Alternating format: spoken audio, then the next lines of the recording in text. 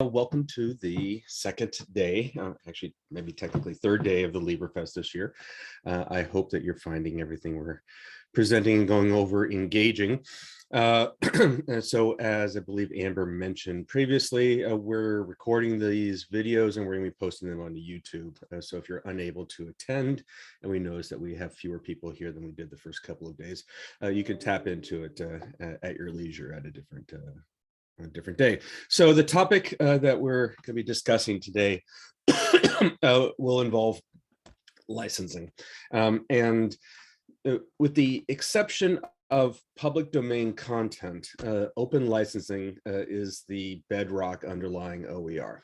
And everything that we do legally is empowered by the open licensing content that we have mostly nowadays via Creative Commons licensing, although there are other licensing infrastructures out there that even predated, at least publicly extended, predating the Creative Commons licensing. So let's get in, and this is going to be a somewhat simple schedule or outline that we have here. I'm going to be discussing a bit of the philosophy of OER and the legalities and ethics of OER, and show you a bit more about how LibreText addresses these things off here. So it's best to, when talking about OER, to define OER. And there are several definitions out there, and the two big ones I want to emphasize. The first one is the William and Flora Hewlett Foundation definition, and that open educational resources are free and openly licensed educational materials that can be used for teaching, learning, research, and other purposes. Recently, UNESCO defined OER as the open educational resources are teaching, learning, research materials that are in the public domain or released with intellectual property licenses that facilitate the free use, adaptation, distribution, and distribution of resources. And the key point in order to emphasize on both of these definitions, besides the fact of teaching, learning, and research, is this bolded term here, open licensed and released with intellectual property license that facilitate. So it's basically open license. And the key point behind OER is sharing, or sharing is caring approach for doing things. In other words, when someone creates something, they want to be able to throw it out into the academic community so someone else can utilize what's created and move forward. And that is a very selfless, altruistic aspect. And again, predicated on this is the licensing in order to be able to distribute it. Now, I want to emphasize this very clearly.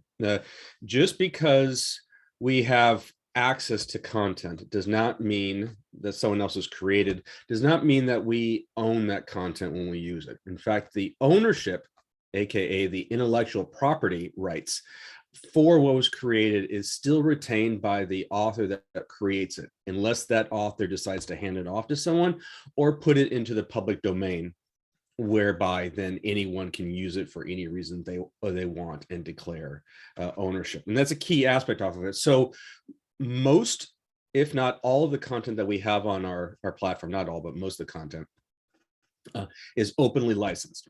But LibreText, nor myself or anyone else on the team, doesn't own the content unless we are the ones that constructed it. But then everyone can use it as long as we follow the rules. And this is the key point behind this whole discussion, the rules behind the license that's there. And this is where the conversation gets very complicated. And I'm going to try to do a very topical overview of this. But if you're interested in order to pursue this in more detail, then I recommend taking a look at the Creative Commons workshops, and they have certificates, and you can go through extensive training behind what I'm discussing right now. But I'm giving you the gist behind that. So let's get going here. So the first thing in order to emphasize is the well, this is essentially what I was talking about before. The openly licenses allow the content to be free, as in freedom of speech, as in liberty, if you were to use a Romance language based approach. So intrinsically, the license gives you rights in which you're allowed to use the content, and responsibilities in terms of how you use the content. And both aspects are critical in terms of how you have to use that content. There are other terms out there that you may hear from time to time associated with openly licensed. So I mentioned Creative Commons as the most common no pun intended, openly licensed infrastructure in OER. But before that, what was quite popular was the new free document license, or FDL, or the new licensing. That was actually what Wikipedia, for example, was using before they adopted Creative Commons about a decade ago. Public domain is the lack of a license, and sometimes people refer to these things as copyleft, and many people also have some sort of customized licensing.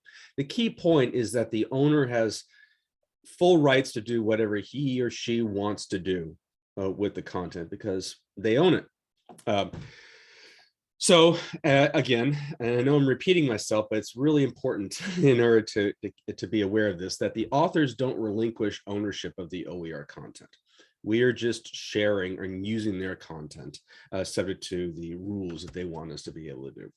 Now, the English language, while big and powerful, and in some cases clunky, is not the best language in order to talk about free, because we use the term free in two different ways. And Romance languages do a good job, and many other languages do a good job of separating out these two concepts. So English uses the word free to designate either liberty, which is freedom to be able to do something, and free as in free of cost. Yeah. So in the Romance languages, we call it liberty, or liberté, which is the basic principle behind Libra in LibreText, and gratis, meaning free from cost. And it's important in order to distinguish the two when we're talking about what free means, because the confusion that's involved in that aspect in English. The open licenses that I talked about before are all based around the concept of liberty, not the concept of costs. So yesterday, or 2 days ago, that is, I gave a very superficial definition of OER when I gave the mission statement saying OER equals free, meaning free from cost. But that's not entirely true. There are other definitions, or more detailed aspects focusing on those definitions I showed before. So, open is the opposite of closed, which is a pretty simple definition. Open is free. But then the question comes in with how free is it? And open is also free in cost, typically, and that's one of the reasons why we get involved with what's going on here. So there are different facets behind OER and why people get involved in OER, whether they do it in order to make free resource or in order to be uncoupled by restrictions associated with how they want to use these sort of resources. So now we get into a little bit more details associated with that. About 15 years ago, David Wiley introduced the 5 R's in order to describe OER. And I refer to the 5 R's as the constitution of OER, the bedrock in which we operate on, and we can build other definitions on top of it. However, OER to be OER needs to satisfy each of these 5 R's that I'm talking about. And if you don't satisfy each of these 5 R's, then you're not OER, although you may have access. It may be useful for you. Let's use my slide here. Okay. Hey, Del. Yes. Do you know that you are not displayed, like you yourself, your face? Are you saying that all the slides I just gave did not show up at all? Your slides are showing, but your video is not. Oh, okay. There we go. Now everyone can see me. Congratulations, everybody. Okay, that's much better than not showing the slides. Thank you, Rachel. Okay, so the 5 R's that we have here are retain, reuse, revise, remix, and redistribute. And many people, again, add upon the 5 R's to other aspects of definition, and we can spend days in order to quibble over different aspects behind it, and I don't particularly care for much of the way that I operate. So retain means that you have the ability in order to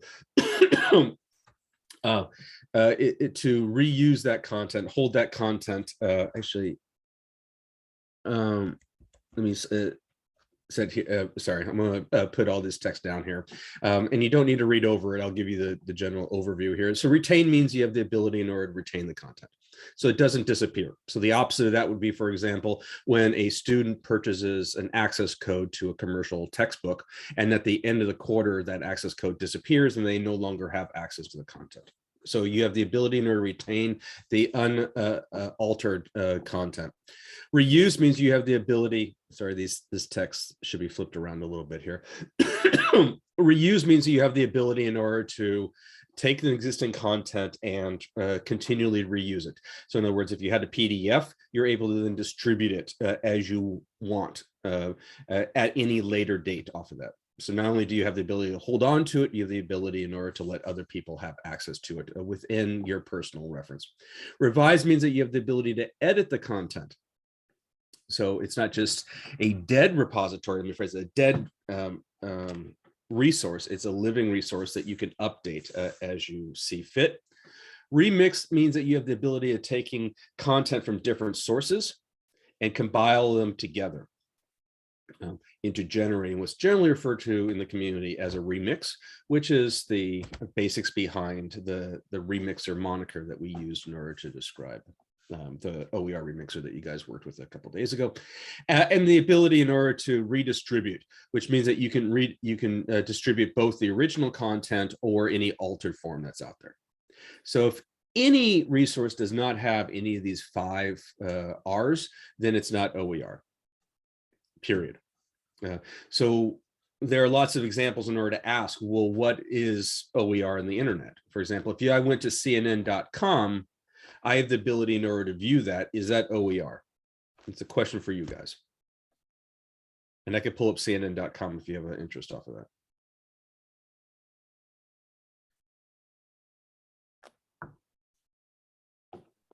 Jennifer said no. We have a few no's. No, because you can't reuse. Actually, so the only permission that you have with CNN would be sometimes referred to as open access. So you can look at it, and that's it. And you don't have the ability in order to retain it, technically, although it's somewhat stored on your computers and your caching. You can't redistribute it. That right is only dictated by the CNN company or whoever owns CNN these days. You can't edit it. You can't remix from it. You can't redistribute it, altered or unaltered form. It is not OER. And typically you'll see at the bottom is all rights reserved, because it's basically saying they retain every single right, don't even remotely think about doing anything other than looking at it, because they've released it out there. And that's a key component off of that. I will give you several examples that you of other resources out there, but it's important in order to, when you look at websites and other resources, in order to ask what is OER and what is not OER. And it's a good aspect in order to say, why is it not OER? And that's out there. And again, we'll go through some examples of that in a moment. I normally do a think, pair, share with this in person. However, I think we're going to have to either make a breakout room, which I think we have a few number of people here, or do it individually. I'm not entirely sure what Amber thinks or recommends. I can set up a random breakout room for whatever for number just of 2 people. For just two people. Yeah, if you can do that, please. The lowest, let's see, 3. Just choose whatever low is fine. They don't need a pair up. Okay, so OER, I sometimes refer to as OER with big O and with little o. And the key point behind that is that OER is a paradigm shift from the way that we were educated and the way that the world typically operates. So in academia, we're used to the concept of not plagiarizing, which means not reusing other people's content. Even if we attribute it, we're still plagiarizing. Depending on the definition, it's still considered poor form. Let's say that. The other way is that when people generate material, they oftentimes want to be able to have control over the material. And that's the key point off of all these things here, is that when someone decides to put an open license on a material, and it's OER, so it has all 5 of these rights put down there, they then no longer have the rights to dictate how it's used. Within some fairly narrow perspectives. And I'm giving you the perspective largely within Creative Commons, but applies to across the board over here. And that right there is a big issue that again requires a paradigm shift. For example, if you take a content and you openly license it, and I still haven't gone over the licenses, but you take something, it's your precious. You've worked over it and you said you want this to be shared with the community and you want to have it openly licensed, and you put it out in the community. You can no longer come back and say, I don't like this person. He or she or they cannot use my material. You're putting it out in the community and you no longer have those rights.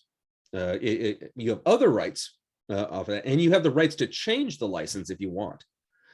But the license that you put onto it, anyone can grab at the period of time that you've distributed.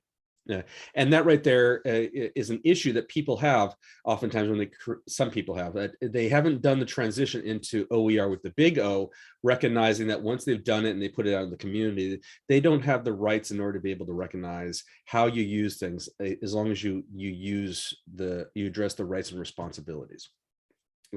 And I have to emphasize this because, again, it's a different aspect behind how we are normally used to doing things, because you say you create something and you feel that you have full rights over it. You have full rights over it until you put an open license onto it. And then you're saying, I'm releasing these rights under these responsibilities, and everything else I can't do anything about. So in other words, if I were to generate something and a politician at the opposite side of the spectrum were to use my content, as long as they used it within the rights of the openly licensed that put onto it, I would have no say in order to be able to argue off of it. So it conflicts with academic. The publishing aspect behind how OER doesn't work with is that typically publishers create a book, they retain all rights reserved to that book. As things have evolved into digital form, it gets a little bit more complicated, but still very similar in that they sell that book. So it becomes a physical process. You can monetize OER, but you have to do it in a very specific manner, subject again to the nature of the licensing that you put onto it. And OER conflicts with most existing business models. So you have to restructure different or build different business models in order to be able to monetize. And it's, again, like I said, quite possible to do. You just have to be careful in the way you do it. And it's not just basically here's access to a book or here's a PDF of the book. I will also mention one other thing here as a side. Nothing says that if you generate and make something OER, that while you can redistribute it and you let other people redistribute it, nothing says that you have a responsibility to redistribute the content yourself. Moreover, nothing says that you have a responsibility in order to establish an infrastructure so that people can freely access the content, the OER content.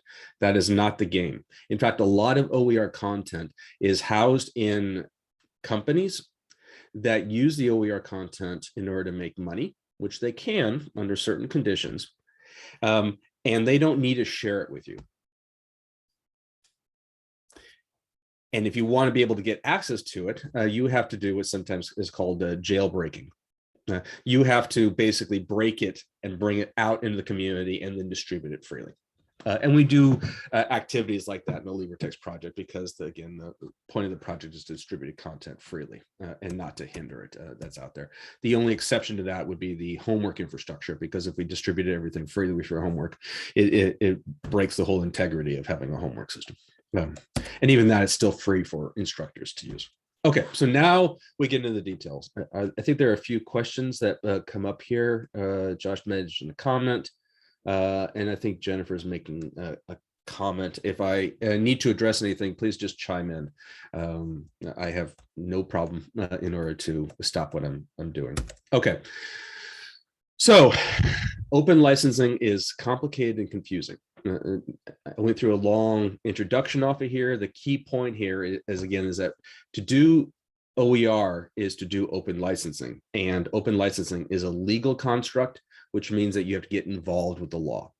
And the law is in many cases very much in the gray area and has lots of other complexities that most people who are not attorneys or paralegals or in the community don't have familiarity with. And that's one of the benefits of having a centralized infrastructure just to work off of. So the ultimate open license is public domain, which means that you release all rights. You can think of it all rights non-reserved. Anyone can do anything they want with it. different countries have different laws behind what is what's put in the public domain. The general belief is that when things get aged after a certain period of time, that the content goes into the public domain. I believe that this date is old and it should be pumped up by a handful of years. This is basically saying, again, if all public works are out there, this thing would apply, for example, to Disney and Mickey Mouse. However, the Disney company did not want their money, their intellectual property, to be given to the public domain. So they lobbied Congress a couple decades ago in order to extend the period of time that the content went into public domain.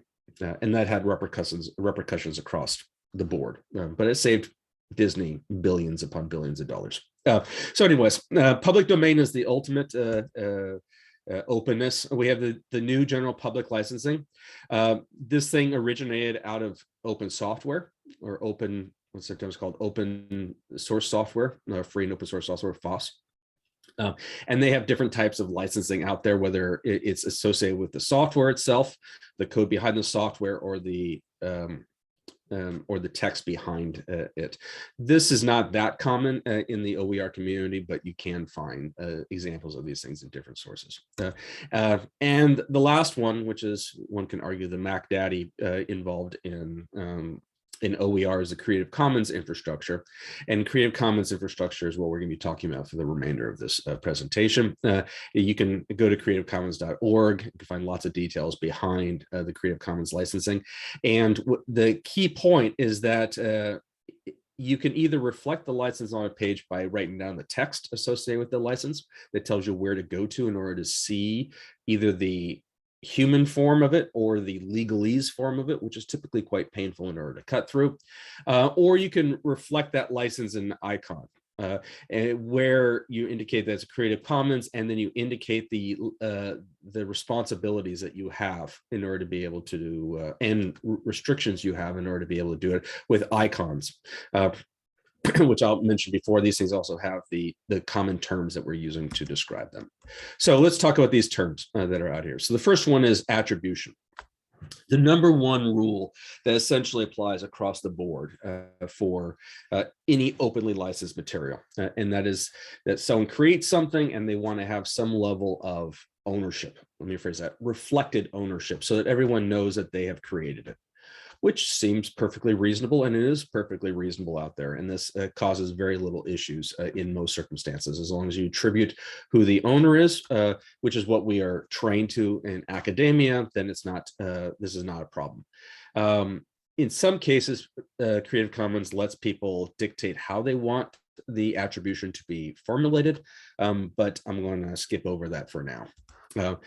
Share alike. Now, share alike is a little peculiar, and it'll make more sense in a couple slides, but the key point behind share alike is that if you take content that has a certain license on it, you can't change the license of that content.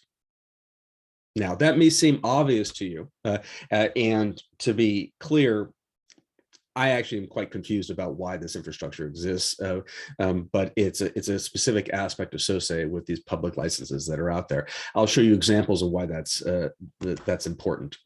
The third clause is non-commercial, NC. And NC basically means, I mean, it may suggest to you that someone creates content and then they don't want anyone to benefit from it financially. More specifically, they don't want anyone to be commercial. That's actually not entirely what it means. There was a lawsuit 5-6 years ago in order to address this aspect. And basically what it means is that people can't use content that's NC licensed in order to financially benefit from it. They can use it in order to get money or extract money in order to maintain operating costs in order to distribute that content. And that's a key aspect that's off here. So sometimes in the community, people think that they put an NC license onto it and then no one can sell it. That's not true. You can sell it as long as the money that you get, the little profit that you make, can be used in order to maintain it. For example, every book that gets compiled on the LibreText project has a little entry that what we call a bookstore. It's actually a distributed bookstore that is an interface to go to a real-time printer so you can get a physical copy of your book. And you pay basically the printer costs, and then we put 8% on top of that in order to handle the infrastructure, in order to maintain it and make sure the technology is working and such like that. That's perfectly valid. But if I were to put a 50% markup, which exceeds what it costs in order to be able to do that, I would be not in compliance with that content if that book had at least one or more pieces of content that were NC licensed. So, lastly is the no derivative clause, which means that you let people copy and distribute the content, but they can't edit the content. They don't have revised capabilities. So in other words, anything that has a no derivative clause on it is not OER, because it violates the revised, go to the revise clause in the 5 Rs. That doesn't mean you can't do a lot with it, with ND licensed content. You can copy it, you can distribute it, you can display it, but it has to be verbatim what it is. You could change it to different formats. So we do have a little bit, very small amount of ND licensed material on our site. And when you have access to it, you should not be editing it at all. Now, you can copy it and you can paste it, and I'll show you how to actually use that in our system in a moment, but it's a key point behind these things. So sorry, this is a copy of these things.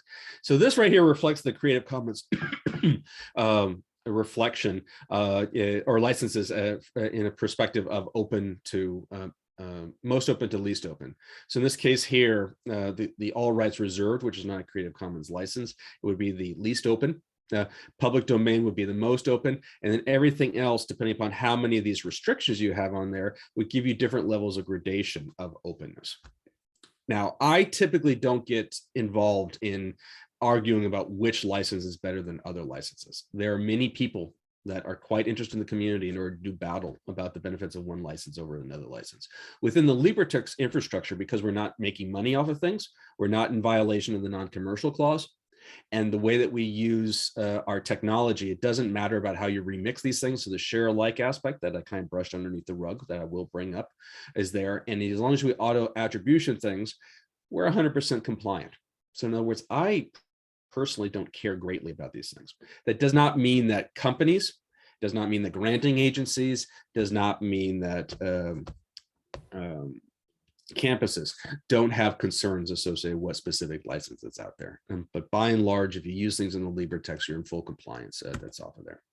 Okay, so now, again, I brushed underneath the rug this share alike argument. So I want to be able to emphasize these, what this means. And this is a very unique aspect that, again, I've oftentimes had a hard time really grasping for many years. And I'm going to reflect the way that I view these things. There are two ways in which you can take content from various sources and bring them together. One is to generate what's called remixes, and one is to generate what's called collections. And they functionally look the same on the LibreText and any other source. So let's go into these two here. So when you build a remix, you're reusing, combining content from one or more sources. You can edit the content that's out there. You apply a single license to the resulting product. Okay, and we apply the license at the page level. We never do it at the book level, because we don't believe that that matters much. It's at the page level, and then you have multiple pages, and that reflects the licensing of the book. The collection reuses, combines content from one or more sources, same as a remix. But we do not apply a license on the resulting product. The page does not have a license on it. And that apply, and the licensing applies at the subpage level. And so the only difference you see here is essentially whether you have a license on the page or you don't have a license on the page. But when you reuse the content itself always has the license that comes in with it, period. Because it's the license that the author put on the content that's out there. So it's best to demonstrate this thing real time. So I'm going to do this. I'm going to do it like really real time, actually.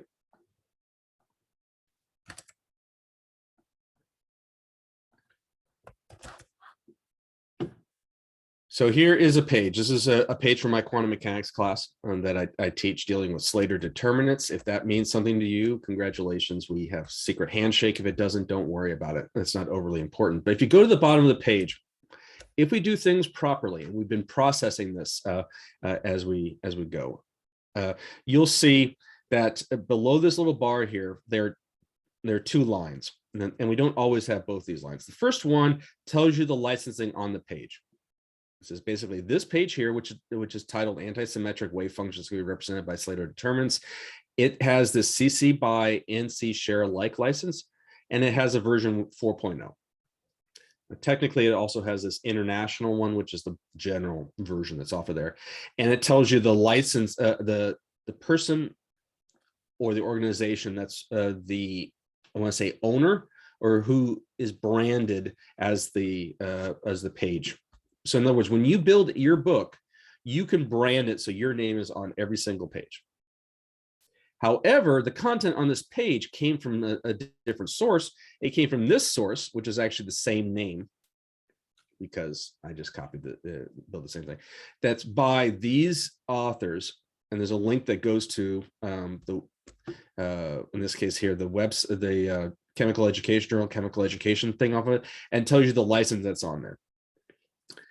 We can also add sometimes what's called the source on here, which is necessary for Creative Commons licensing. The key point is that this has right now only one source. If you click on this thing, it will color code this thing and to tell you where the sources are from. Okay, so everything on this page is from one source. However, if I were to edit this page, this is transcluded, which means that you don't see the actual content there. So I'm going to go back to the source page, which is right here. And this is also transcluded. We'll go to this source page. And so here's the source content that's out there. And if I were to take content from a different page, I'm going to grab something from OpenStax just because it's convenient in order to go through. Actually, this is fine too.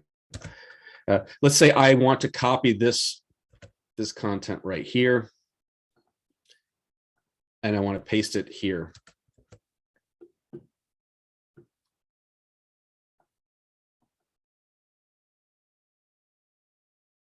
What happened here?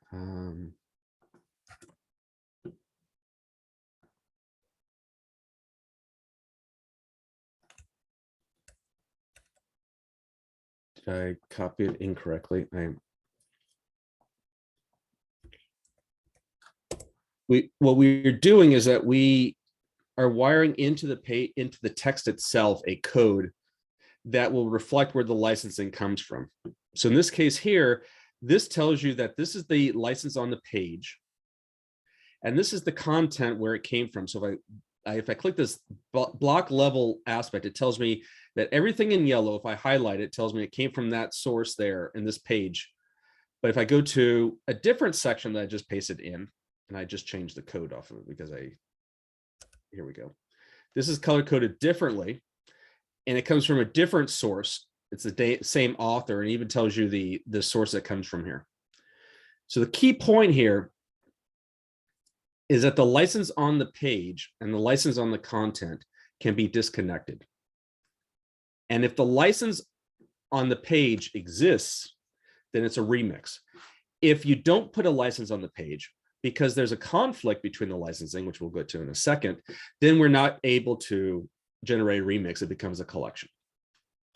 But the LibreText project is designed in order to handle that. So let's get into a little bit of these aspects. This is an exceedingly powerful tool. No one else does anything like this. We've been building it for a while, and there's still some more things that we're interested in honing off of it. So let's talk about creating remixes. So if you make everything a collection, you can take content from any source and put it on the page, and it will automatically give you the attributions for each page, and it's set up there. However, the best way in order to look about whether you can change the license on the page, let me phrase that, you can make it so the license on the page can be different from the license on the content. In some cases, what's called a compatibility chart. And this is where things get a little bit confusing. And this is what we're going to be switching into a breakout room in a few minutes. So the intent of that thing is that if you were to take any two pieces of, this is like a truth table or a Punnett table in biology, if you take any two pieces of content that have different licensing and you're saying, can you add them together? And then what would be the license that you can put on top of it if you could add them together in order to ascribe a specific license? And sometimes they don't work well together.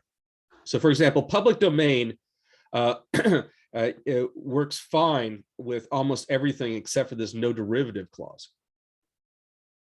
In other words, you can't mix some content with public domain and no derivatives and get this thing. This doesn't really make much sense to me because you can always take your content that's public domain and relabel it as CC BY. So this is their licensing, but I don't always agree with this thing. I'm sure the experts would come in and start to disagree with me. But anyways, the key point here I want to emphasize that is, let's say that you have content that's CC BY share alike. What that means is that you can mix this with another piece of content, but it must have this CC BY share alike as the single license on the page. So if you mix content with CC BY share alike and CC BY share alike, that's fine, as long as you give CC BY share alike on the page.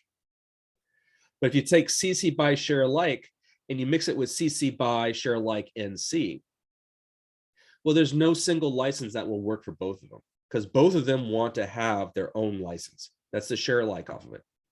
So access denied, you cannot make a remix of those two things. You can make a collection where you don't have a license on the page and you indicate that each of these sections have their own license and you reflect it appropriately with all the responsibilities off of it. So let's say you had CC BY ND and mixing it with CC BY is that you wouldn't be able to have the same license off of it. So I'm going to give you access to this this page in a moment. Actually, I'll give you a link to this thing. But right now I want to switch over to a breakout room. So before I do that, I'm going to give you the link to this thing in the chat. So it's a compatibility panel, and these are going to be the resources that I want you to do. I know it's a little hard in order to see each of those things, but you can highlight them. And what we're going to do is, what I'm asking you to do in your breakout room in the last 10 minutes of this discussion, because there's not much after that, is for you to go to each of these pages. There are 7 of them. Identify what the license is for those pages, for the content on those pages. Yeah. Then grab any 2 of these licenses and then ask, can you combine them together as a remix? And what would be the license of that remix if you were to combine them together?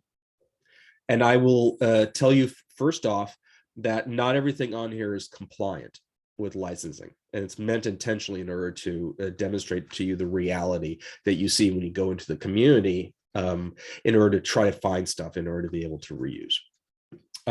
With that, I'll ask you to go off into your breakout rooms, assuming that Amber has that all set up. Yep, they're set to have 2 to 3 participants per room. So sounds great. I'll let you do that. Just again, the first point is, what's the licensing of the content of each of these 7 things, and just grab any 2 versions of it and ask, can you mix them together, have a single license on it, and what would be that license that's there? Actually, I can also copy this thing since when you go to breakout rooms, you don't get those things. With that, I'll let you do that, and I'll jump around from room to room.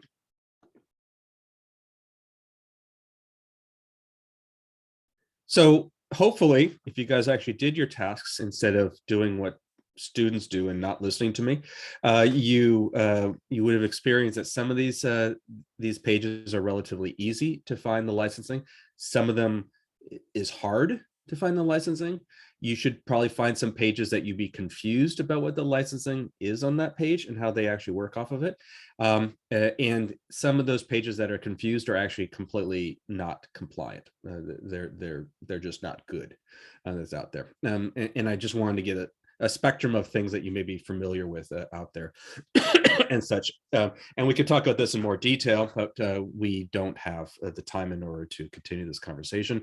But again, we have office hours later on today and also tomorrow and also on Friday so that we can go through these things. And so unless there are any issues or questions or some aspect that people want to do, I can close this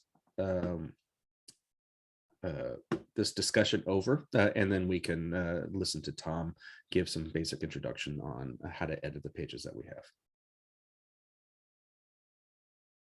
Yes, Mohammed. Can you briefly highlight how to find where is the license? But that is sometimes really a confusing thing. Where the license is on where? Yeah, say I go to some page and I cannot find the license most of the time. On the LibreText or not on the LibreText? On LibreText, it is always clear. I'm talking about yeah. some other sources. Yeah, well, now you're in my world. So this is the issue when you try to remix from OER from a variety of contents. People put them in a variety of places. Sometimes they hide them. Sometimes they make them clear.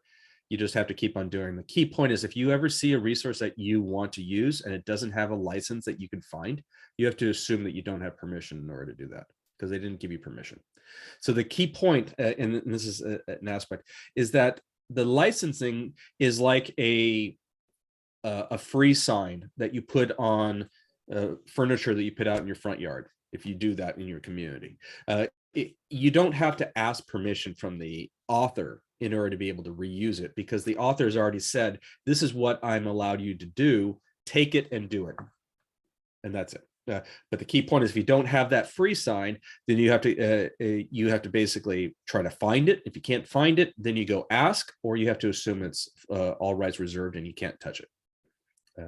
And there are lots of issues off of that. The other one I do want to mention is that in mixing content, sometimes people like to think that the text and the images, which may have different licensing, is different. So remixing text and text is different from text and images, and that's completely wrong. So if you have an image that that's conflicting in its license with the text around it, then you're not able to put the license off of there. And I will say about 50% of OER that's remixed out there is in violation, is not in compliance with the way that they do this sort of things. And we're in the process of going through and fixing that with our collections, but that's going to make people kind of upset because we're not giving them a simple license for that page. Greg, I think you had a question. Oh, Stepping into Tom's space here, but yes. Oh. I think I was next. I think I'm fading into my background, my little raised hand. Can you see that? Oh yeah, I do see it. Okay. Yeah. Sorry to jump ahead, Greg, but what you had just said, Delmar, is the question I was going to raise, and it has to do with calling what you said about LibreText calling each page a part of a collection, and so each page is separately licensed. Each page is a collection. Right. Yes. Not part of a collection. Each page is a collection of content. Yeah. But then the product, the resulting product, is in. You said that everything would carry the license of the page, but you're not so concerned about what the license of the end product is. Is that what you've said? Maybe I got that wrong. So you mean the end product as being the book? Yes. Okay. This is where I'm going to show you what we do. And again, I apologize, Tom. I will be as brief as I can. So what we do when we put this out here, I have all these things in the way. So we run this report that tells you what the licensing is of the content that's on your site. So it's a licensing map.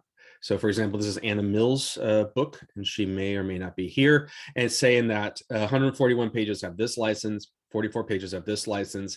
Some are undeclared, using like the argument I said before that it's a collection. Some is ND, and some is public domain. And here's a representation, and this is reflected in the back of the book. So there's a page in the back matter that you can go through and give a full breakdown off of this thing. This is the most accurate compliant way in order to reflect the nature of mixing content from different licensing in my way. And the way that you use this book is that you have to use it with the most limited restriction possible. So if you have at least one thing that has NC license on it, that's why we emphasize it has these no derivatives, no license. It means that Anna cannot sell this book at all without for profit. So if she wants to sell the book for profit, she has to somehow edit these pages in order to remove that clauses off of there. So it would only be editing 90% of her book in order to be able to do that. We will make this thing when we compile the book for you in order to give you an overview of the license. And we'll probably make it so you can press that button at any one time, and it gives you an idea in order to see that if you didn't print a license on a specific page. What it doesn't do right now is to tell you what's the license of the content on the page, and that will be forthcoming. So this is a multi-layer process in order to be able to do that. So then based on this chart that you have here, then does LibreText then determine what that overall license is, because through this? Well, like I said, we don't have a license for a book. We don't believe in licenses for a book. If all the pages on the book has the same license, then it will put a license on the book that's reflected here. Like if you did the press books, not press books, OpenStax. So they have from top to finish, they've done it. So they have it. But if you make things from different content and you have different mixes off of it, this right here is our way of telling you what the license is of your book. Okay, so if somebody wants to put a license on theirs, they will use the least restrictive. And if you have a license, as long as it's compliant with everything here, then it's fine. And you will post that as their license or my And license. yeah, if you determine that you want to pick a license onto it, we'll put that. But the key point is that, again, we license at the page level, typically not the book level.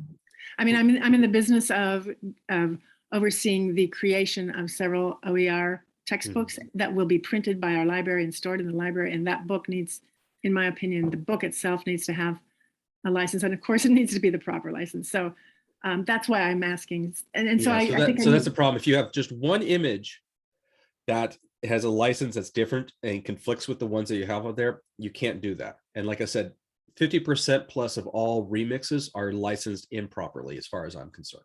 Right. Yeah. That's it. So anyways, we can talk about it more later. Greg, do you have something quick to say, or do you want to postpone the conversation, the question to a later time? Maybe we could do, I could come to office hours. I had a question about, on some pages, seeing a CK12 license and what that means in terms of remixing and combining those pages. But I'm happy to maybe come we could talk about that. CK12 is a long story and it's special and requires lots of issues to discuss that.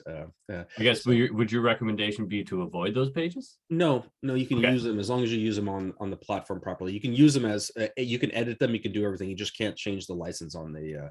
Okay, all right, cool. So thank you. I'm using a lot of those. Yeah. Okay, I'm going to step away again, Tom. I'm sorry to steal 6 minutes of your mojo. So I will let you do your magic as soon as I figure out how to stop